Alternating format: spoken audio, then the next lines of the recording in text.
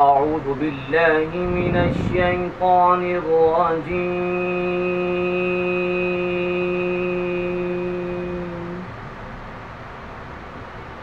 بسم الله الرحمن الرحيم.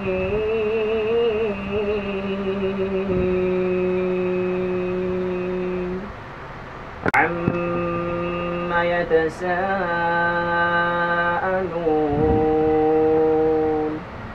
عن النبأ العظيم الذي هم فيه مختلفون. كلا سيعلمون ثم كلا سيعلمون.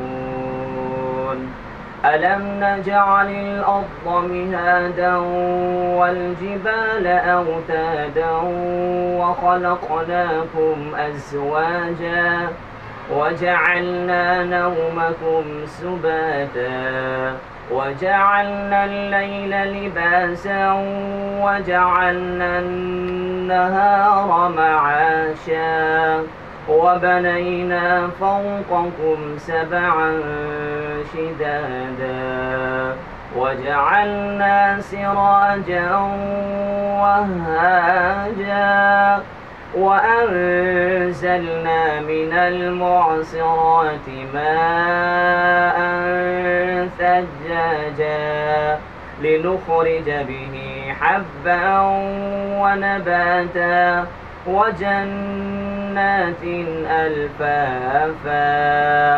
إن يوم الفصل كان ميقاتا يوم ينفخ في الصور فتأتون أفواجا وفتحت السماء فكانت أبوابا وسيرت الجبال فكانت سرابا.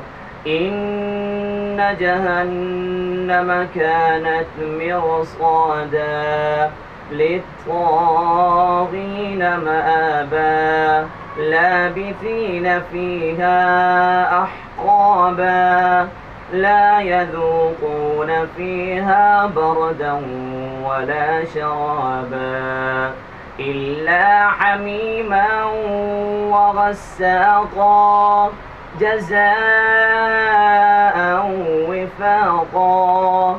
إنهم كانوا لا يرجون حسابا وكذبوا بآياتنا كذابا وكل شيء أحصيناه كتابا فذوقوا فلن نزيدكم إلا عذابا.